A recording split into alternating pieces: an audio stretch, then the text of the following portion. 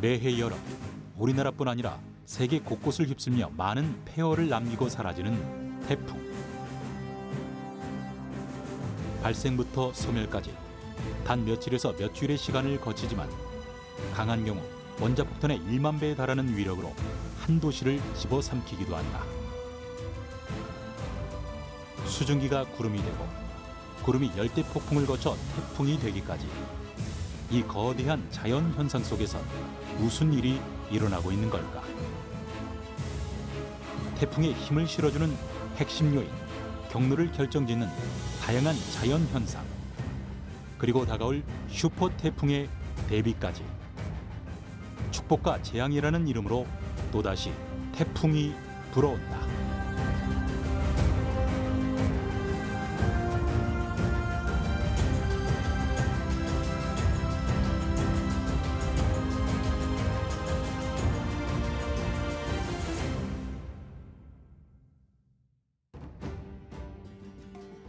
올해도 어김없이 우리나라에 태풍이 찾아왔다. 지난 8월 26일 제8호 태풍 바비가 많은 비와 강풍을 몰고 제주 남쪽과 서해안을 통과한 후 연이어 9월 3일과 7일 마이삭, 하이선이 연속으로 한반도를 강타했다.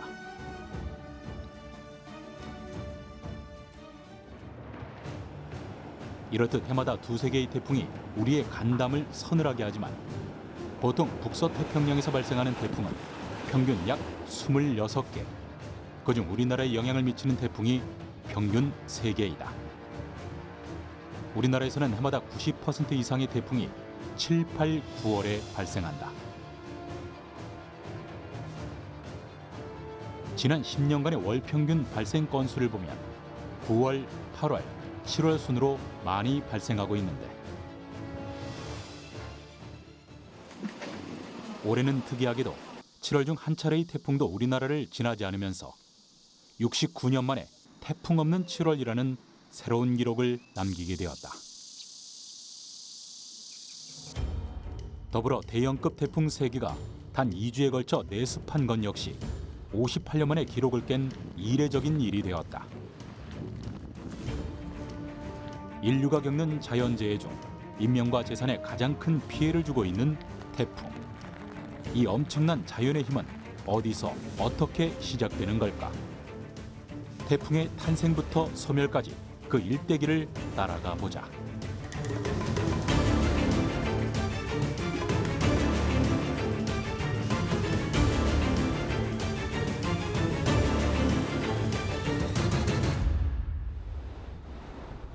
태풍은 따뜻한 바다에서 나고 자란다. 즉 열대지방에서 발생하는 저기압에서 생성되기 때문에 태풍을 일컬어 열대성 저기압이라고 한다.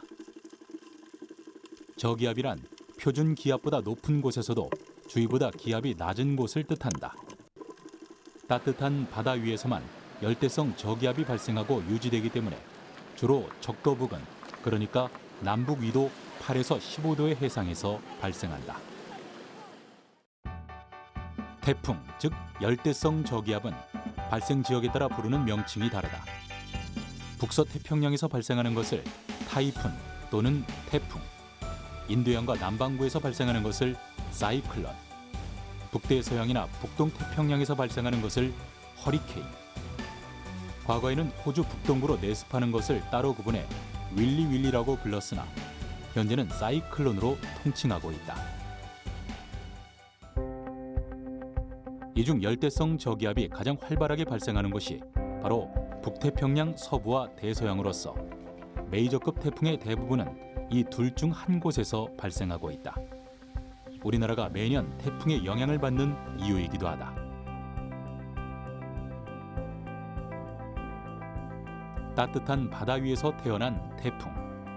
탄생과 함께 엄청난 위력을 가지기까지 태풍의 성장 배경에는 어떤 요인들이 작용하는 걸까? 열대바다는 강렬한 태양빛을 받아 바닷물의 온도가 항상 높고 대기는 그만큼 고온다습한 수증기를 포함하고 있다. 태양열에 의해 뜨거워진 공기는 수증기를 빨아들이면서 강력한 상승 기류를 만들고 이 상승 기류에 의해 공기의 온도는 낮아지고 부피는 팽창해진다. 많은 수증기가 찬 공기와 만나 물방울로 변하고 이 물방울들이 덩어리로 모여 비로소 태풍의 씨앗, 즉 구름이 되는데 공기 덩어리가 상승과 팽창을 활발히 하게 되면 구름이 수직으로 발달하는 정난운이 형성된다. 수증기가 물방울로 바뀌면서 방출하는 잡열은 기존의 정난운을 더욱 강화시키고 이때 위로 올라가던 공기는 전향력에 의해 회전하면서 마침내 폭풍과 태풍이 형성되는 것이다. 이처럼 따뜻한 공기가 바다로부터 엄청난 수증기를 공급받아 세력을 키우는 현상이다 보니 지구가 더워지면 태풍의 강도도 세질 수밖에 없다. 정난운에서 이게 이제 태풍으로 가기 위한 이제 처음 시작점인데, 요게 이제 회전을 더 받아서 점점점 이제 바람이 세지기 시작하면 트로피컬 스톰이라는 열대 폭풍으로 이제 바뀌게 되고, 이러한 열대 폭풍이 점점 더 발달하면 시비어 트로피컬 스톰에서 강한 열대 폭풍이 되고, 그 다음에 더 강해졌을 때 우리가 얘기하는 태풍이라는 그런 어떤 카테고리로 들어가게 됩니다. 같은 강도라도 그 태풍의 그 크기가 다른 게 있기 때문에, 예를 들면 소형 태풍이냐, 중형 태풍이냐, 대형이냐, 초대형, 이런 이제 태풍의 어떤 큰 크기, 이제 크기라는 건 어떤 풍속이 미치는 범위가 어느 정도 크냐, 그거에 따라서 또 이렇게 분류가 됩니다. 태풍의 크기는 태풍 중심으로부터 초속 15m의 바람으로 그 반경에 따라 300km 미만이면 소형, 300km 이상 500km 미만이면 중형, 500km 이상 800km 미만이면 대형, 800km 이상이면 초대형으로 구분한다. 눈의 벽으로 둘러싸인 기류는 태풍의 중심에서 나선을 그리며 상승한다. 그곳에 태풍의 눈이 자리하고 있는데 잘 발달한 태풍일수록 구멍이 선명하다고 한다. 폭풍 전야의 고요. 태풍권에 들어 바람이 불고 비가 많이 내리다가 갑자기 날씨가 개는 현상을 경험한 적이 있을 것이다. 바로 태풍의 눈 속으로 들어왔기 때문이다. 태풍은 중심에 가까울수록 공기 덩어리에 작용하는 원심력이 강해져 바람과 구름이 더는 들어갈 수 없게 되는 것이다. 태풍의 위력이 강해질수록 태풍의 눈이 뚜렷하기 때문에 강도를 가늠하는 척도가 되기도 한다.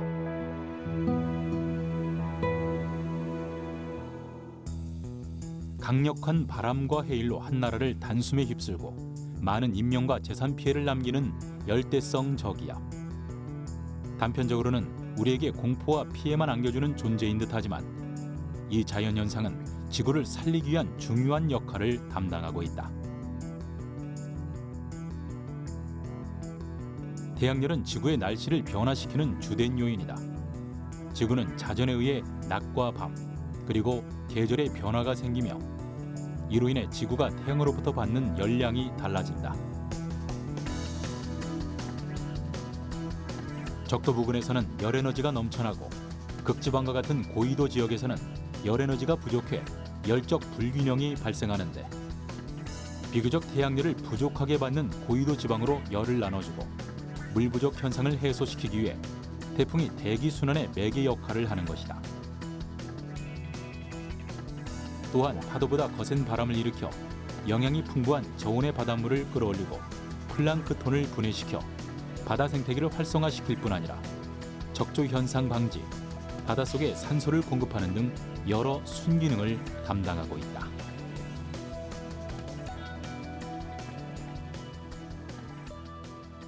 지구라는 큰 시스템의 어떤 그 에어컨 같은 역할을 하는 게 태풍이라고 할 수 있는데요. 그래서 과잉된 에너지를 고緯도 쪽으로 이동시키면서 에너지를 평형화시키는 그런 역할을 하는 게 태풍이다.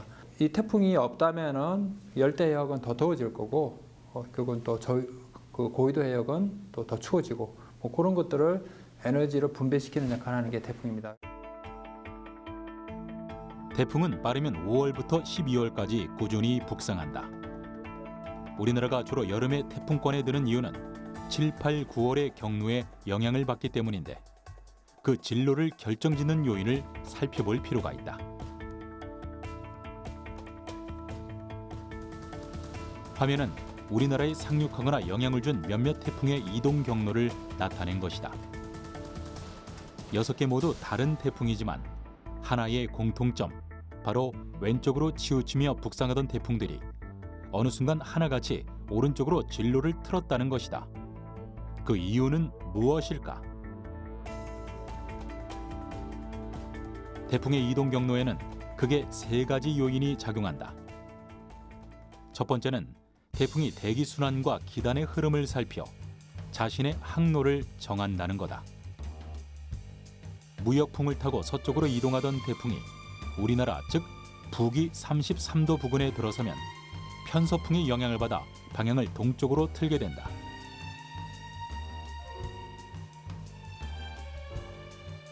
태풍의 회오리는 시계 반대 방향으로 돌아가는데 이때 진로 방향의 오른쪽은 편서풍의 바람 방향과 맞아떨어져 더 강하게 불고 왼쪽은 반대로 편서풍의 저항을 받아 바람의 세기가 약해진다. 따라서 태풍의 오른쪽에 놓여 있는 지역의 피해가 더 클 수밖에 없다. 그렇다면 바람의 방향은 왜 바뀌는 걸까? 두 번째는 지구의 자전작용 때문이다. 우리나라는 적도보다 북쪽에 있는 북반구에 속한다. 지구의 자전 때문에 태풍은 자신의 진로에 간섭을 받게 되는데 이를 전향력 또는 코리올리 효과라고 한다.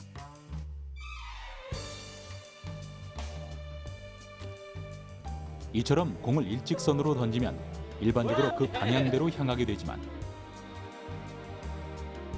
회전하는 기구 위에서 공을 던지면 이전과는 달리 한쪽으로 휘는 것을 확인할 수 있다.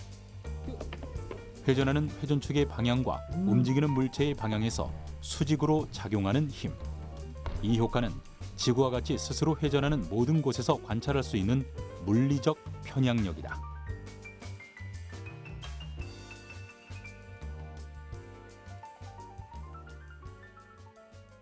회전하는 운동기구 위에서 움직이는 물체에 작용하는 힘은 원심력과 코리올리 힘을 생각할 수 있는데요. 공이 휘어서 움직이는 것처럼 보이는 이유는 코리올리 힘이 작용하기 때문입니다. 코리올리의 힘은 회전하는 회전축의 방향과 움직이는 물체의 방향에 정확하게 수직으로 작용하는 힘입니다. 이에 따라 적도에서 북반구 쪽으로 태풍이 불면 일직선으로 향하는 것이 아니라 태풍이 동쪽으로 치우치게 되고 반대로 북반구에서 적도 쪽으로 태풍이 불면 서쪽으로 휘어지는 현상이 발생하는 것이다. 이렇게 바람의 방향과 코리올리 현상을 안고 우리나라 부근에 접근하는 태풍. 여기에 태풍의 영향권을 좌우하는 세 번째 변수는 바로 북태평양 고기압이다. 태풍은 북태평양 고기압의 가장자리를 따라 이동하는데 우리나라 동쪽의 북태평양 고기압이 마치 방패처럼 태풍의 진로를 막아선 것이 원인입니다. 태풍 관련 뉴스에서 자주 언급하는 북태평양 고기압. 태풍의 생성 위치와 이동 경로는 북태평양 고기압이 얼마만큼 확장했느냐에 따라 결정된다. 여름이 되면 이 기단이 점차 우리나라로 세력을 확장하기 때문에 태풍 영향권을 좌우하는 중요한 요인이 되는 것이다. 북태평양 고기압은 아주 강한 기단이다. 아무리 강한 태풍이어도 고기압을 넘지 못하기 때문에 이른바 태풍의 방어벽 역할이 된다.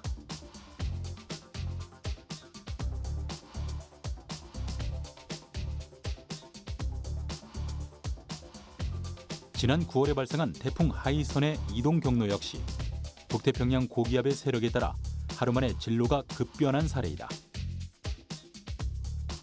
고기압의 세력이 강해지면서 하이선을 서쪽으로 밀어내는 바람에 하루 만에 한반도 쪽으로 상륙하게 된 것이다.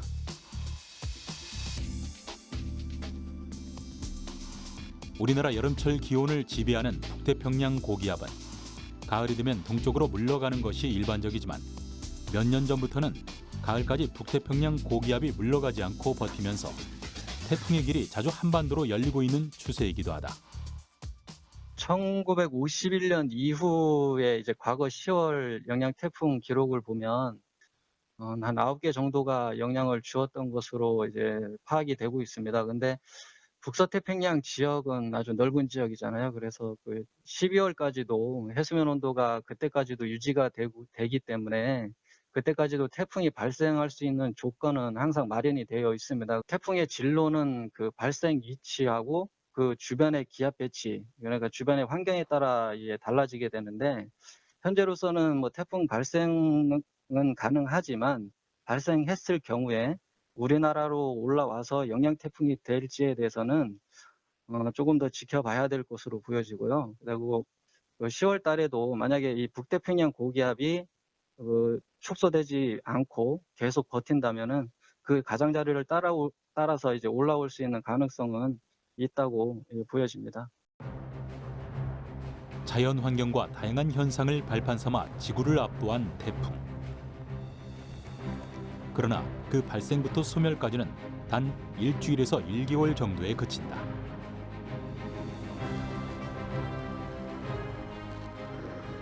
태풍은 따뜻한 바다를 에너지의 원천으로 삼는 만큼 육지에 들어서면 바다처럼 습도도 높지 않고 밤낮의 기온차도 크기 때문에 세력이 급격히 약화된다.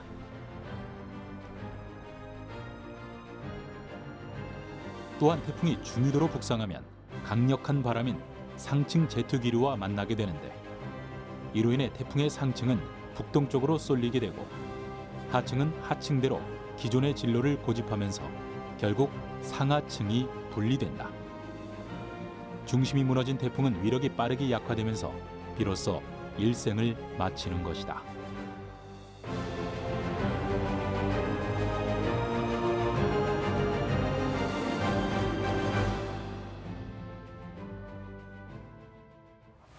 초속 20m에서는 찢어진 우산에 살이 드러나 흉기처럼 변했고, 휴지통과 간판은 맥없이 날아갑니다.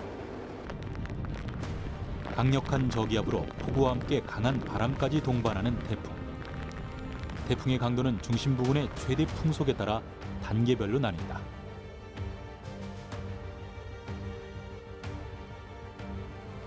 초속 17에서 25m에서는 간판이 떨어져 날아가고, 초속 25에서 33m 사이에서는 지붕이 날아갈 수 있다. 초속 33에서 44m 미만인 강 등급의 태풍이 오면 기차가 탈선하고, 매우 강 단계에서는 사람이나 커다란 돌이 날아갈 수 있다. 그리고 초강력 태풍은 건물이 붕괴될 정도의 위력을 가진다.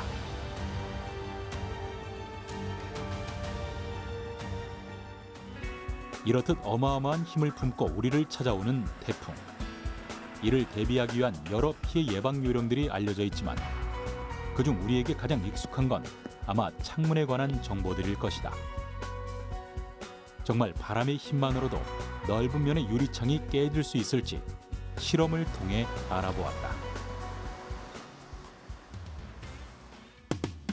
외부에서 불어오는 바람이 창호에 얼마나 영향을 주는지, 또한 창호는 바람에 얼마나 견딜 수 있는지 내풍 합성을 알아보는 실험이다. 일반 가정에서 흔히 쓰이고 있는 16mm 두께의 창호에 초속 50m 이상의 바람을 가해보았다. 마치 풍선이 부푸는 것처럼 배가 볼록해지는 유리창. 풍압을 줄이자 부풀었던 창호가 다시 제자리로 돌아온다. 지난 9월 부산의 초속 40m로 상륙한 태풍 마이삭에 의해 해안지대 건물의 외벽이 파손되고 창문 수십 장이 깨졌던 상황을 떠올리며, 이번 실험에서도 창문이 쉽게 깨질 것으로 예상했지만 실험 결과는 예상을 비껴갔다. 자연 상태에서는 태풍처럼 아무리 센 바람도 유리면을 스쳐 넓게 퍼져나가기 때문에 100%의 힘을 가하지 못한다. 오로지 풍력으로만 유리창을 깨긴 어렵다는 것이다. 그럼 실제로 태풍에 의해 유리창이 깨졌다는 상황들은 어떤 이유에서일까? 네, 우리나라 대부분 건물이 갖고 있는 창호 같은 경우에, 노건축물 같은 경우에 미닫이 창호 방식이라서, 미닫이 창호 방식은 상하부에 유격이 존재하고요, 또 수평적으로도 유격이 존재합니다. 왜냐하면 창짝을 창틀에 끼우는 구조를 취하고 있기 때문에 풍압, 풍속이 발생해서 유리가 휠 경우에 휘는 것만큼 유격이 잡아주지 못한다면 결국 박리가 되겠죠. 박리가 되면서 유리가 파손되는 것이고요. 상하부 유격이나 수평 간의 유격이 정교해지고 있기 때문에 최근에 어떤 건물에 있어서의 그 발생 확률은 매우 낮다고 보고 있고요. 다시 말해 태풍 때 유리창이 깨지는 원인은 바람이 창문 자체를 타격한 것이 아니라 유리가 끼워진 창틀의 유격이 문제라는 것이다. 그렇다면 태풍 예보가 발표될 때마다 반드시 함께 거론되는 다양한 창문 관리법은 어느 정도 효과가 있을까?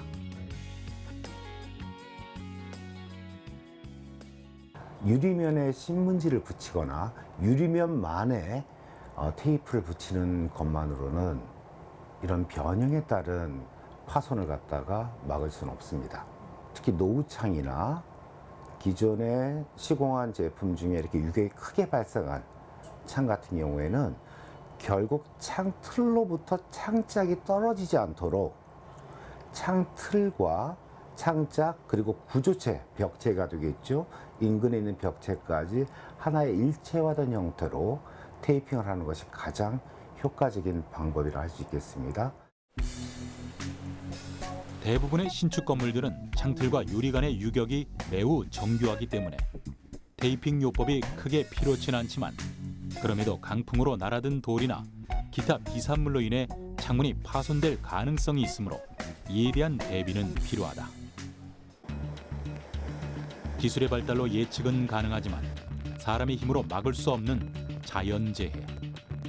이를 대비한다 하더라도 위력이 강하면 모두가 허사가 되고 마는 것이 태풍이기도 하다. 수많은 인명피해와 막대한 손해를 일으킨 역대 태풍들.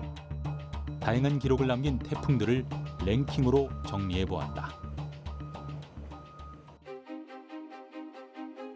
2003년 매미는 역대 가장 강력한 가을 태풍으로 일컬어진다. 제주에선 순간 최대 풍속이 초속 60m를 기록해 100여 명의 목숨을 앗아갔고 이 일을 차지한 태풍은 2000년에 발생한 뿌라비룬으로 흑산도에서 초속 58m를 기록했다.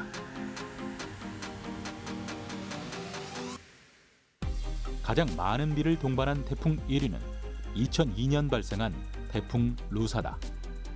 최대 순간 풍속 역대 3위를 기록하기도 한 루사의 1일 최대 강수량은 870.5mm. 이는 국내 최대 규모인 소양댐 저수량의 3분의 1에 해당되는 양이다. 이름이 기록된 태풍 중에선 1959년 9월 발생한 태풍 사라가 아직까지 인명피해 순위 1위를 차지하고 있다.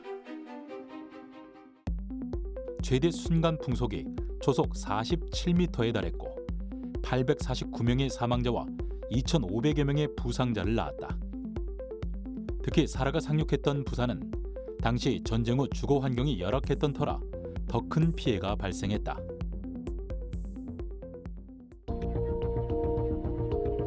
기후예보나 복구 시스템이 없었던 먼 옛날에도 태풍은 매년 여름 불청객으로 찾아왔을 것이다.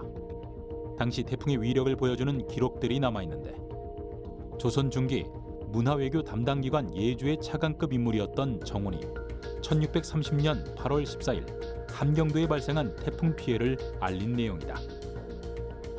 전일의 풍재는 근고에 없었던 일로 지붕의 기아가 모두 날아가고 아름드리 나무의 뿌리가 뽑혔습니다. 심지어는 종묘 안과 사직 가운데에도 넘어진 것이 많으니 이 무슨 광경입니까?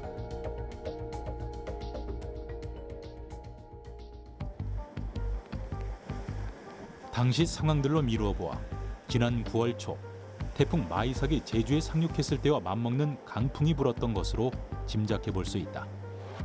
이 밖에도 태풍, 대풍, 구풍 등의 이름으로 표현된 기록이 170건 이상에 달하는 것으로 보아 먼 옛날에도 태풍은 자연의 섭리에 따라 매년 어김없이 찾아왔고 그로 인해 선조들이 느꼈을 근심과 두려움은 지금과 비교할 수 없을 만큼 컸을 것이다. 우리나라는 농경사회의 역사가 길었던 만큼 유독 날씨와 관련된 속담이나 속설이 많다. 구름이나 동물의 움직임 또는 피부로 느끼는 기온의 변화 등으로 날씨를 점쳤고 이런 경험들은 오늘날까지 구전되고 있다. 그 대표적인 게 가치가 낮은 곳에 집을 지으면 태풍이 온다라는 속담인데 날씨를 과학적으로 분석하는 예보가는 이를 어떻게 해석할까? 과학적인 근거는 없다고 생각을 합니다. 이게 우리나라뿐만 아니고 중국에서도 이런 속담이 있죠. 본초 강목에 나오는 걸 보면 이 까치는 이제 그 다음에 바람의 강도를 알아서 바람이 갈 것으로 예상되는 애는 이 집을 갖다 낮은 곳에 짓는다라는 이런 말이 전해져 오는데 이제 이게 이제 지금 우리 날씨로 보면은 거의 장기예보입니다. 그러니까 거의 9개월 정도. 왜냐면 까치 같은 경우는 겨울에 집을 짓는데 태풍이 올라오는 건 그 다음에 한 8, 9월이기 때문에 거의 반년 이상의 예보를 내야만 하는데 사실 그렇게 예보를 갖다 낼 수가 없죠. 우리나라에서 가장 먼저 태풍을 맞닥뜨리는 제주의 속담. 해안에는 파도가 쳐도 먼 바다가 잔잔하면 태풍이 온다. 이 속담은 과연 과학적인 근거가 있는 것일까? 이거는 상당히 과학적인 근거가 있는 그런 속담입니다. 태풍 같은 경우는 상당히 멀리 있더라도 거의 한 1,500km 정도 멀리 떨어져 있다고 하더라도 굉장히 강력한 폭풍에서 만들어내는 이 바다의 너울, 이게 이제 물결이 먼 곳까지 오는 것은 너울의 형태로 옵니다. 이 너울의 형태는 바다에 나가 있을 때는 그 너울이 있는지 없는지 거의 분간이 안 됩니다. 이 너울이 육지까지 가까이 와서 일단 쇠파로 육지에 부딪힐 때는 굉장히 높게 부딪히거든요. 그렇기 때문에 이 속담은 바다에 나가 있는 배들은 지진의 일이 있었는지 모르지만 돌아와 보니까 육지는 엄청난 피해가 있었던 것과 마찬가지죠. 굉장히 비슷한 그런 형태입니다. 자연의 원리를 생활 속 경험으로 깨닫고 이를 속담이라는 짧은 문장 안에 담아낸 선조들. 옛말은 틀린 게 없다라는 이야기처럼 조상의 지혜와 슬기를 새삼 느끼게 되는 대목이다.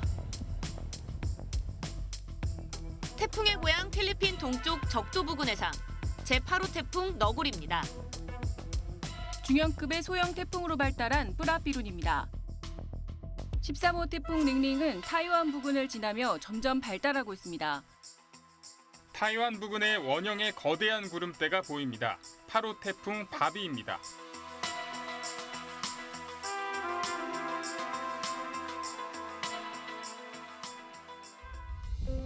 매미, 나리, 너구리, 바비, 마이사.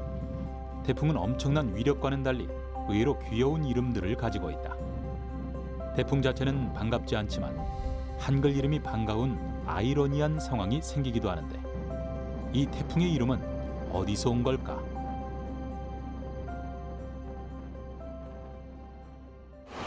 개미 태풍의 북상, 남해안의 집중호우. 내년부터 볼 수 있는 새로운 한글 이름의 태풍 예보입니다. 이러한 우리말 태풍 이름은 태풍위원회가 영문 이름 대신 각국의 고유 언어로 된 태풍 이름을 사용하기로 했기 때문입니다. 태풍이 이름을 갖게 된 건 2000년부터이다. 태풍의 영향을 받는 14개국에서 각 10개씩 제출한 이름, 총 140개를 세계 기상기구로부터 공식 명칭으로 인정받아 사용하고 있다. 2020년 현재 우리나라에서는 개미, 나리, 장미, 미리네 등 10개를, 북한에서는 기러기, 도라지, 갈매기 등 10개를 제출해 총 20개의 한글 이름이 등록돼 있다. 태풍의 이름은 사라지기도 한다. 특정 태풍이 어떠한 나라에 큰 피해를 입히게 되면 또다시 같은 일이 반복되지 않기를 바라며 그 이름을 퇴출시키기 때문이다. 말레이시아가 제출했던 이름 루사는 2002년 우리나라에 막대한 재산 피해를 입힌 후 퇴출되었고 대신 누리라는 이름으로 대체되었다. 또한 우리나라에서 제출했던 태풍 나비는 2005년 일본에 엄청난 재난을 일으켜 독수리로 대체된 이력이 있다. 지금과는 다른 형태이지만 태풍에 가장 처음 이름을 붙인 사람은 현대 기상학의 아버지로 불리는 클레멘트 레기이다. 1900년대 초 호주 기상대 예보관으로 근무했던 그는 엄청난 피해를 입히는 태풍에 평소 싫어하는 정치인이나 주변인들의 이름을 붙인 것으로 전해진다. 길고 길었던 장마가 끝나자마자 숨돌릴 틈도 없이 찾아온 강력한 태풍들. 이례적 기상현상들은 우리의 일상생활에 커다란 영향을 미쳤고 이로 인해 날씨 예측과 그 정확도에 대한 관심은 보다 더 높아졌다. 그렇다면 아직 발생하지도 않은 태풍의 예상 경로를 기상청에서는 어떻게 미리 예측하여 우리에게 예보할 수 있는 걸까? 기상예보는 크게 관측 자료, 수치 예보 모델, 그리고 예보관의 역량이라는 세 가지 요소에 따라 정확도가 좌우된다. 날씨를 예측하기 위한 가장 첫 단계는 최대한 많은 관측 자료를 수집하는 것. 정확한 예보를 위해선 우리나라뿐 아니라 전 세계의 관측 자료를 필요로 하기 때문에 각국은 서로의 기상 정보를 무료로 공유하고 있다. 이렇게 방대한 양의 관측 자료가 수집되면 수치 예보 모델이라는 프로그램이 날씨를 계산하고 예보관의 최종 예보를 결정한다. 이 과정에서 핵심 역할을 하는 것이 바로 슈퍼컴퓨터다.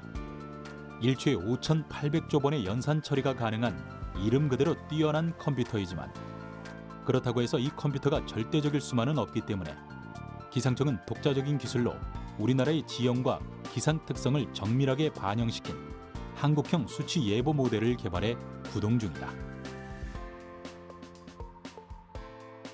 또한 기상청은 지난해 7월부터 기존보다 교신 속도가 빠르고 화질도 개선된 기상 관측용 위성 천리안 EA호로부터 보다 세밀한 관측 데이터를 받아보고 있다. 그 덕에 실시간으로 변화하는 태풍의 중심 강도와 진로를 2분 단위로 예측할 수 있게 되었다. 태풍은 그 현재 상황을 얼마나 정확하게 분석하느냐가 그 예측의 관건이 되는데요.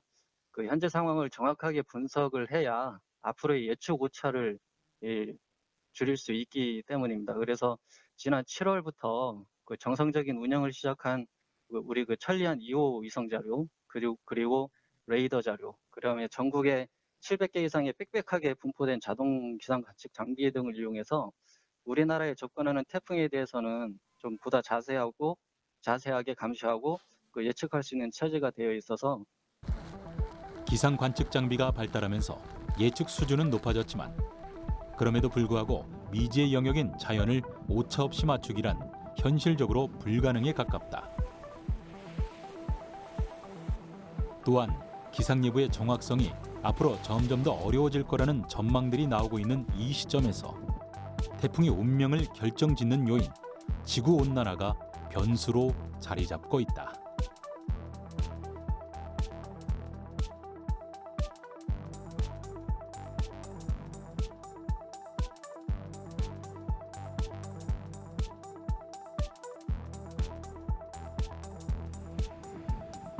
올 가을의 문턱은 태풍으로 인해 녹록차는 시기를 맞았다.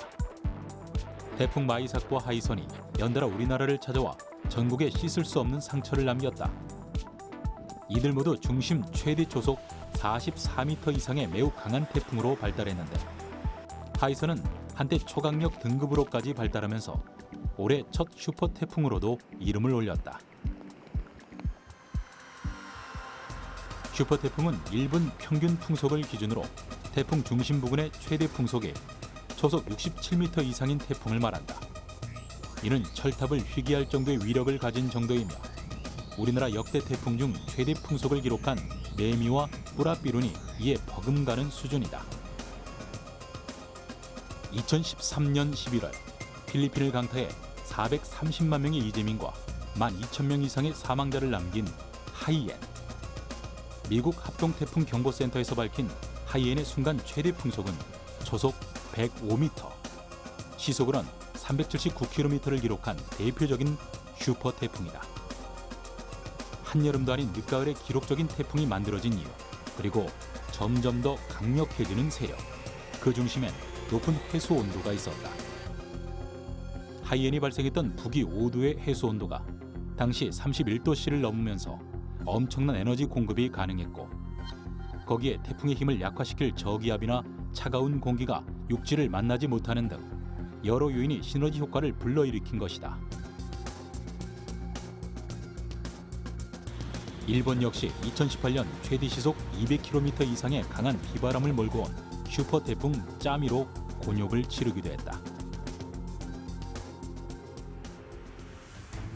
이는 태풍뿐 아니라 허리케인과 사이클론 등 다른 열대성 저기압의 사정도 비슷하다.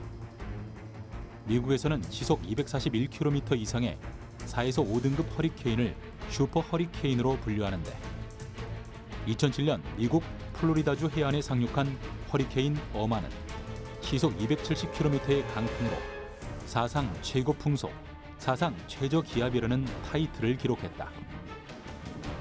또한 올해 9월 미국 남동부를 집어삼킨 시속 106km의 허리케인 셀리까지 많은 열대성 저기압이 그 세력을 키우고 있다.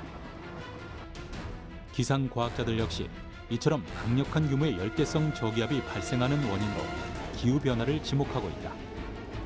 미국 위스콘신 대학교 제임스 코신 교수는 2014년 북반구 태풍이 최대 풍속을 나타내는 위치가 1980년대 이후 10년에 약 53km씩 북상하고 있다고 분석했고 미국 MIT 과학자 엠마누엘 교수 역시 전 세계적으로 수온이 상승하는 경향과 유사하게 태풍의 활동도 증가하고 있음을 보고했다.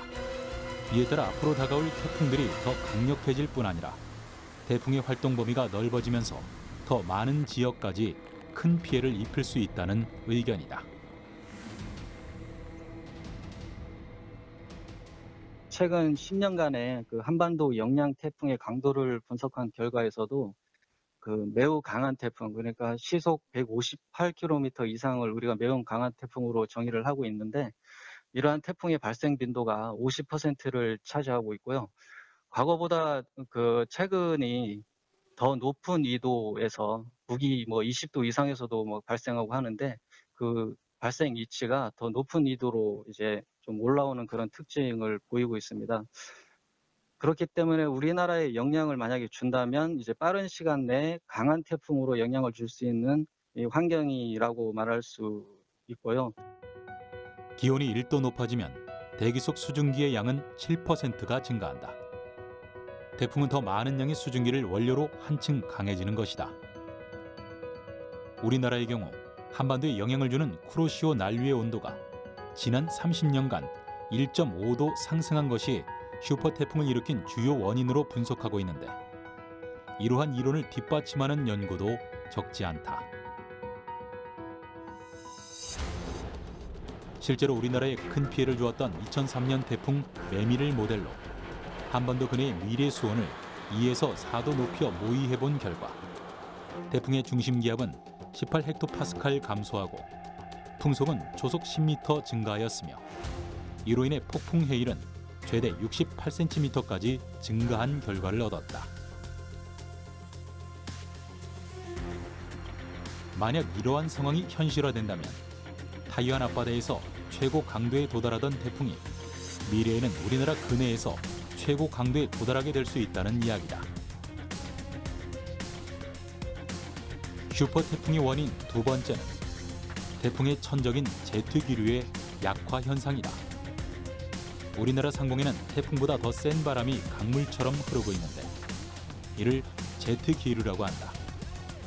지상에서 약 1만 미터 높이에 위치하며 상하층의 공기들을 순환시키는 기류이다. 이 제트 기류가 빠른 속도로 순환하면서 찬 공기와 따뜻한 공기를 섞어주면 불안정한 대기가 안정을 찾으면서 태풍이 급격히 약화된다. 그동안 열대 해역에서 출현하는 강한 태풍들이 한반도까지 올라오지 못하고 세력이 약해졌던 이유가 바로 그 길목에서 제트 기류를 만났기 때문인데 태풍의 북상을 막아주던 이 기류가 온난화 때문에 점점 약해지고 있다는 것이다.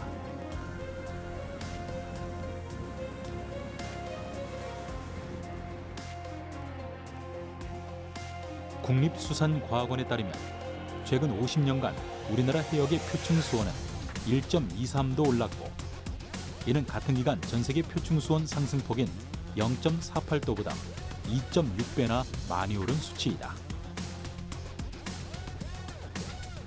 태풍이 더 강하게 발달할 수 있는 유리한 조건이 형성되었다고 볼 수 있습니다. 태풍을 발생시키고 발달하게 하는 해수면 온도와 같은 연력학적 조건과 상하층 바람 차이, 그리고 하층 상대와도와 같은 역학적 조건이 모두 만족되었을 때 태풍이 발생하고 발달할 수 있는데, 우리나라로 들어오는 길목의 해수면 온도가 늘어나고 증가하고 상하층 간의 연직 바람 차이가 줄어들어 태풍이 더 강한 강도를 유지한 채 더 북상할 수 있는 그러한 조건을 만들었다고 할 수 있습니다. 따라서 우리나라와 같은 중위도 지역에 강풍과 폭우를 유발하는 태풍들이 더 많이 발달할 수 있기 때문에 더 많은 대비가 필요합니다. 아직 태풍을 다른 곳으로 보내거나 약화시키는 기술은 없다.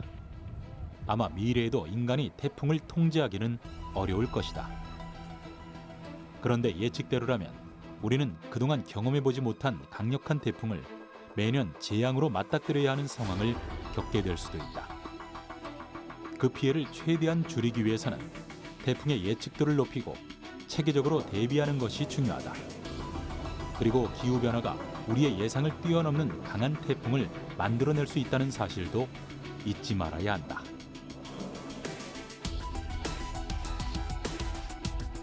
수명이 길진 않지만 지구상에서 그 어느 것보다 강력한 에너지를 가진 태풍.